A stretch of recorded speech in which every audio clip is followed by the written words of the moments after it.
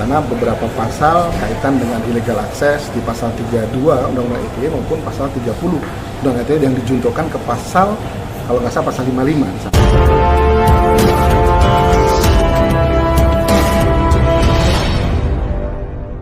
Pak, sebagai ahli yang tadi dalam persidangan, menurut Bapak seperti apa ya? Ya, kalau menurut saya di persidangan tadi itu memang basicnya adalah dakwaan dari penuntut umum, itu kan terhadap, karena saya tidak boleh masuk dalam pokok perkara, terhadap terdakwa, gitu kan.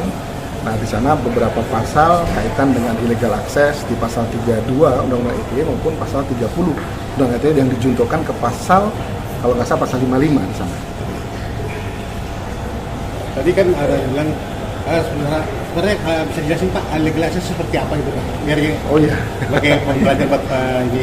Ya, illegal access itu memang kalau di dalam Undang-Undang ITE itu kan suatu perbuatan hukum yang ilegal, ya. Suatu perbuatan dikatakan perbuatan melawan hukum atau melawan hak gitu, untuk mengakses sistem elektronik di dalam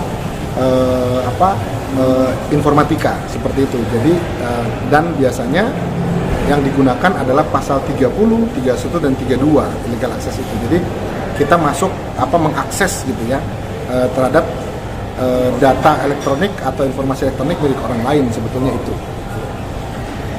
Ini ada, maksudnya ada kewenangan itu dirubah-rubah atau ada digunakan untuk apa izin untuk izin? Ya, kalau pasal 30 jelas bahwa dia masuk ya tanpa izin yang punya gitu. Tanpa izin yang punya, tanpa izin yang punya informasi elektronik tadi atau yang punya sistem elektronik tadi gitu kan. Jadi misalnya dia melakukan pemaksaan atau penerobosan yang sekarang dengan dikenal dengan istilah menghack atau hacker, sama itu illegal access itu. Itu total pasal yang diajukan berapa pasal Bang? Kenapa? Pasalnya total berapa?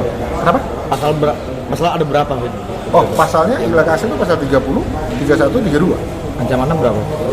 Ancamannya itu buat lumayan tinggi tuh, bisa di atas. Ancaman pidananya ada di pasal berikutnya, itu 6 tahun minimal. Terus harus dibuktikan seperti apa? Kan banyak hacker nih Pak. Ya. Biar kita nggak kena hacker seperti apa Bu?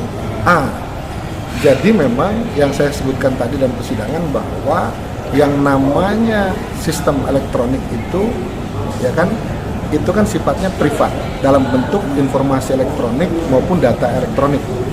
Nah, itu sifatnya pribadi atau sifatnya pribadi atau dan itu punya masing-masing gitu. Jadi tidak boleh orang itu dengan sembarang mengakses itu tanpa pemberian atau izin dari yang punya hak gitu.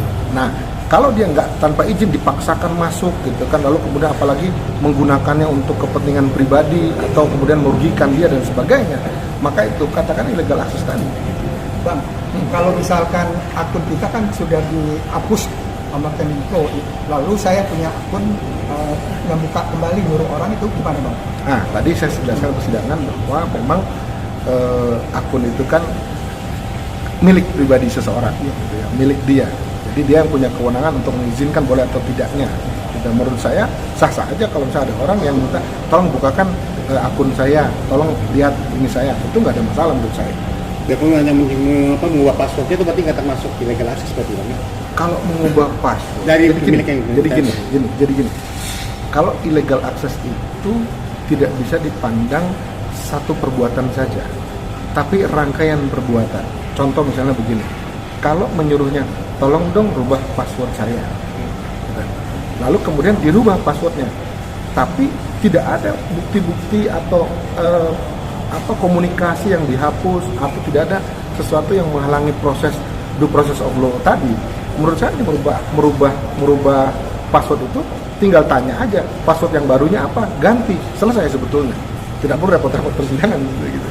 Dan itu bisa dibuka ya Bang? Dan itu bisa dibuka. Nah, kan di situ bisa dicek apakah kemudian merubah tidak.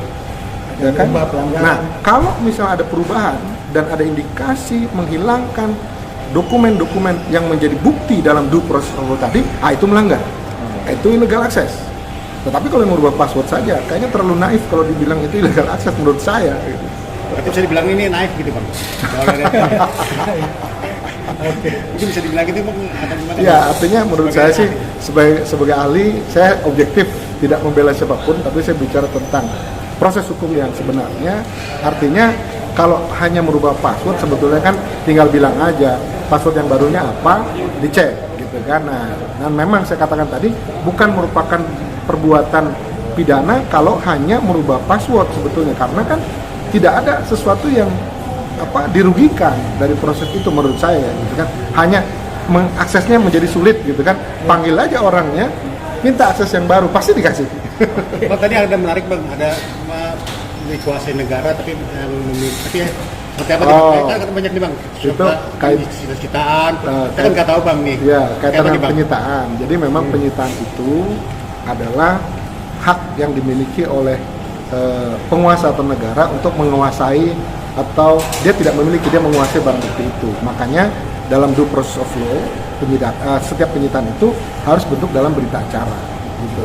Nah, itu dalam bentuk penguasaan. Artinya penguasaan itu gini, karena dikuasai oleh pemerintah, maka ya artinya dia berkuasa atas itu. Tetapi bicara milik gitu kan, ya, nanti itu miliknya tetap pemilik akun gitu. Pemilik akun boleh, dia boleh. Nah, makanya saya katakan tadi, kenapa nggak bekerja sama saja kalau memang itu ada pembuktian itu. Karena kalau tidak salah ada undang-undang ITE pun, kalau ada perbuatan-perbuatan yang merugikan secara keperdataan, boleh kok gugat perdata gitu. Tidak harus ultimum remedium pidana seperti itu gitu. Tapi kan sekarang kan trennya gitu, jadi asal dihina sedikit gitu kan, maka kemudian kena undang-undang ITE, pakai sosmed gitu. Makanya ada SKB 229 tahun 2021 itu yang membatasi itu sebetulnya.